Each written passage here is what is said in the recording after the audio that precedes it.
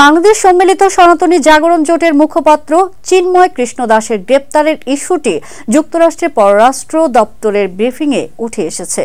দেশটি বলেছে, আটক ব্যক্তিদের উপযুক্ত আইনি সুযোগ দিতে হবে এবং মৌলিক স্বাধীনতা ও মানবাধিকারের সাথে আচরণ করা প্রয়োজন।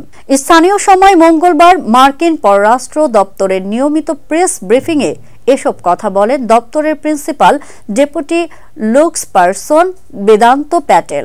এদিনের ব্রিফিংয়ে এক প্রশ্নকারী বাংলাদেশে হিন্দুদের বিরুদ্ধে কথিত সহিংসতার বিষয়ে উল্লেখ করে যুক্তরাষ্ট্রের পক্ষ থেকে এই উদ্বেগের সমাধান করার কোনো পরিকল্পনা আছে কিনা জানতে চান।